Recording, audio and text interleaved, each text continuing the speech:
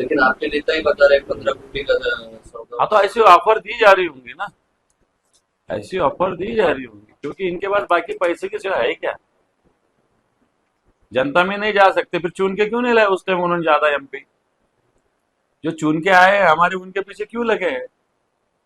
तुम्हारे तो गिरे, गिरा है। फिर भी तुम्हारे चुन के नहीं आए इसका मतलब तुम्हारी ताकत नहीं थी। अभी तुम जो चुन के आए उनके पीछे लगे। फिर भी आपके नेता स्पीकर को एक पत्र लिखकर कहा है कि यदि पार्टी अलग समूह बनाने की विधेयक की मांग करते हैं तो उसे मान्यता न दी जाए। ये देखो, पार्टी को कुछ ना कुछ तो कदम उठाना पड़ेगा। जिस प्रकार चर्चा चालू है, उन्होंने किसका नाम लिखा है क्या? नहीं लिखा है। किसके बारे में कंप्लेंट की क्या? तो नहीं की है। लेकिन मैं समझता हूँ ये लीगल कदम तो पार्टी को उठाना चाहिए। उस पत्र में दल बदल विरोधी कानून और सुप्रीम कोर्ट के फैसले का भी हवाला दिया गया।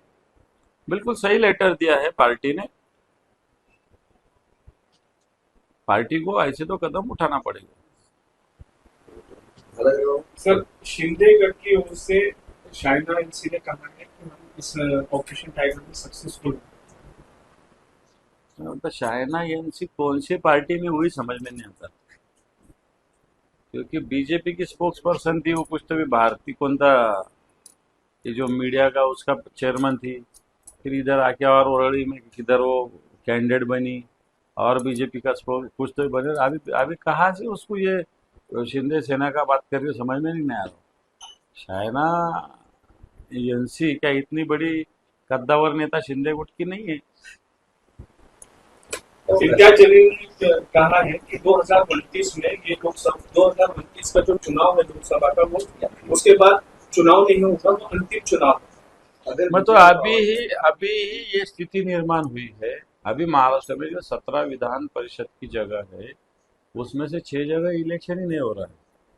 पिछले समय जिला परिषद के इलेक्शन हुए, नगर पालिका हुए, उसमें 30-40% जगह इलेक्शन ही नहीं हुए, अनअपोज हुए। ये क्यों हुआ? प्रेशर टैक्टिसेस। वो तो छोड़ो, अभी कोऑपरेटिव का देखो, अच्छे अच्छे लोगों के फॉर्म उड़ा दिए गवर्नमेंट के लोगों ने, कोऑपरेटिव डिपार्टमेंट के।